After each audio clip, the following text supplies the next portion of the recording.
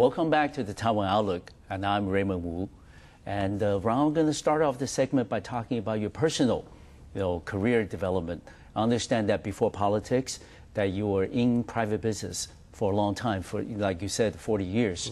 And then what lines of businesses were you involved with? And you were successful, I know, in starting a number of enterprises on your own. Can you share with us some of that experiences? Sure, I'd be glad to, Raymond. Yeah. I'm what you would call a serial entrepreneur. Okay. It's kind of a sickness. Yes. You go out and you take an idea Yeah. and you turn it into a business. Exactly. And build it up Yeah. from scratch. I'm fortunate that my wife was interested in business. I don't know if that was willingly or unwillingly. Okay. But after I would build the business up, I would turn it over to her, make her president, and let her run it. Okay. And then I would go off and find another That's a perfect idea. combination, yes. Find another idea Yes. that I liked. Yeah. And so over the years, I built up 7 different businesses. Wonderful, wonderful. And each one independent. Okay. And I still, even though I tried to retire 5 years ago when I got involved in politics, Yes. and my friends called me up and said, "Oh, you're not doing anything now. You can run for city council." That's right. So my wife loves it because it gets me out of the house in the morning. Okay. And I don't come home till late at night. Okay. And it sort of kept me from starting more businesses Okay. to which I could make her president and let her run them. But I'm always tinkering. Somebody that has this entrepreneurship is always looking at things and trying to figure out how to turn them into business. But I will tell you that even when I was in business, I volunteered and did a lot of civic work for about 25 years. That's and wonderful. Yes. while I'm balancing your business career, and your personal yes. career. Yeah. Now that I'm In public. Yeah. full-time in public office, Yes. it's the kind of thing that you don't do for the money. No. It's you're not doing it because of the pay. You're doing it because you're passionate about Your commitment, serving yes. the citizens.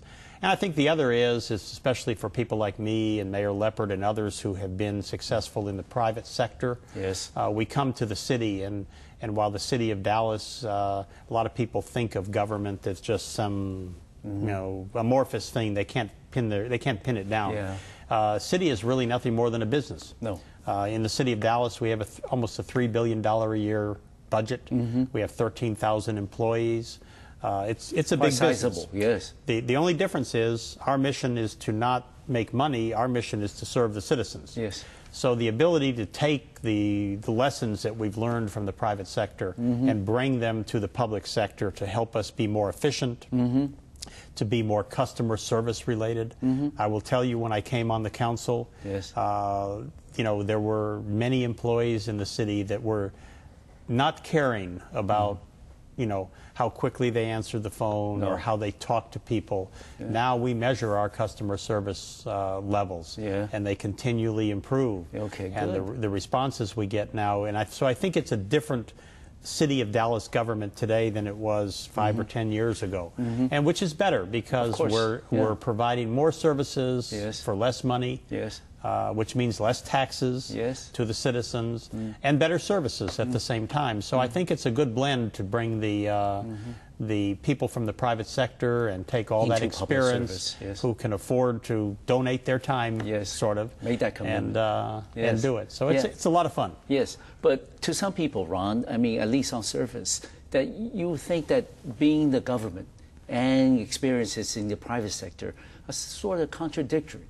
Because, like you said, in the private business, you ask for efficiency, innovation, different ways and approaches of doing different things. But in government, you sort of, I mean, the general notion is that people are set in a certain way, and efficiency is not really required for everything that you do. I mean, with all due respect to public servants around the world, that it seems to me, at least on surface, that people would think that this don't go hand in hand. How do you then translate your experiences and successful ones from the private sector into the public domain? Well, I'll start off. A joke in the United States is if somebody would introduce themselves, they would say, Raymond, I'm from the government and I'm here to help you. And people would laugh because the last thing the last thing they expect the government to be doing is here to help them. And I think that's what I said. We have reinvented the way government operates in Dallas. We get a lot of awards for stepping out and taking a chance, which in the private sector would be, very risky. Of course. And we've proved that we have a good business model to do it. You have to balance finances, you have to balance the cost of delivering services, and you have to have revenue sources for those things. And so I think over the last few years we have been successfully able to morph Dallas from a government that people would laugh at when you said, I'm here from the government, I'm here to help you. Now they, I think, understand that you are here to help them. You're here to solve their problems. The problems, whether it's somebody who's has a street that needs repair, or it's somebody like a business that needs some help in relocation. In the last number of years, we've moved over 30 companies internationally to Dallas. And we've moved dozens and dozens and dozens of companies domestically, from big ones like AT&T to little ones that nobody ever hears about. But they all add to our tax base and they help make the city better. And we've done it by being entrepreneurial. Are we there yet? Does the city operate the way Ron operates? No. To give you an example, I love to say I have a FedEx mentality. And what I'm waiting for is I'm waiting for Federal Express to invent purple delivery. Which is? Purple delivery is I can order it today, I can have it delivered yesterday. Right. They haven't invented it yet, but that's and so what we try to do with the city is if somebody calls today, we want to take care of them today. Really what we would like is we would like to have solved the problem before they figured it out that they had a problem. That's kind of the analogy there. But of course, when we look at the city of Dallas as well as the city of Taipei or any other place around the globe, in today's world is very different than what it was 10, 15, 20 years ago. The challenges are different, the problems are different, and also the solutions are different. And how do you then, running a bureaucracy of 13,000 people as a member of the city council, try to come up with innovative ideas that actually work? It's actually something that your employees can really implement. It's not just some lofty ideas that you float around and nobody ever hears from it. How do you do that? Well, it's about communications. It's about utilization of technology. It's about setting your goals and also measuring your progresses.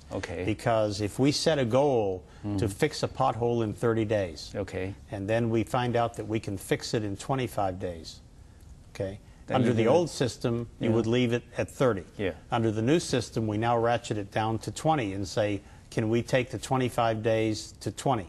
And then you keep working that until you do, such as the other day. I got an email from a constituent of mine thanking us that she had called the city. We have what we call 311 to make it easy for the citizens. They don't have to know what department. They dial 311, and the operator then takes all the information and makes sure that it goes to the right department, tells them when it'll be fixed, how long it's going to take, and if you need it, you can look it up on the web. So she called in about a pothole, and she went out on an errand, and 2 hours later on her way home, the pothole was fixed. Terrific. She took time out of her day to say she didn't expect that type of service. Not from the city. No. So that's the type of things that we try to do. We want to beat their expectations. That's terrific. And for the remainder of the program, Ron, you had a very unique career in terms of starting, in private sector first, and you had a string of successful, businesses, and now you're in government, and you're serving your second term. Second term, getting ready to be re-elected for my third. Good. And then, so it's a combination of private businesses and now in public domain in government. How would you tell the viewers back home who are watching our program, especially the younger generations, who might be thinking of doing something similar like what you had in your career development? What would be your recommendations? What would be the steps that you would suggest that they prepare themselves before they undertake such a task? Well, I think the first thing is just to get involved. Okay. And have that commitment. Yeah, volunteer for something, for a civic group. Contact their local city government. Okay. And say, hey, I would like to volunteer and help you with something. Okay. And it's one of those things, you live in this world and you're passionate about it. Okay. And you're comfortable and you're excited all at the same time. And if you are, you can be successful in it. Exactly. It cannot be the kind of thing you can't be bothered by people criticizing you. Yes. I think you have to have mostly, I think, the passion about serving. Yes. And then the other is I'm very fortunate in that my kids are grown and I don't have to worry about the financial aspects of serving. Exactly. But you have to be careful that you don't deter from your private life or your business life, because at the end of the day, while volunteering is good, if your private business suffers because you're volunteering too much or you're not going home to see your wife or your kids, then you got your priorities mixed up. So I think it's just, with that comes an element of patience to make sure that you do it at the right time. And then when you do it the way I do things, I mean, I roll my sleeves up and it's 200%. So yes. Okay, good. Finally, Ron, are you happy that you did? Oh yeah, I wouldn't. You couldn't pay me enough money to do this. They don't pay me anything anyway. No. But it's the kind of thing. It is. As I was growing up, I would have never dreamed that I would find myself in public service, in a government role as a city council member. Okay. But I think it's one of the pinnacles of my career. Yeah. Well, it's a pleasure to have you on the program, Ron. And certainly, I think along with a lot of viewers at home, we certainly learned a lot from you today from what you said on the program. I look forward to more beautiful things happening between the cities of Dallas and Taipei. And welcome to Taiwan again. Well, thank you very much, Raymond. I've enjoyed it, and I look forward to being here again. Yes. Thank you for watching our program. I'll see you next time on Macroview Television. See you.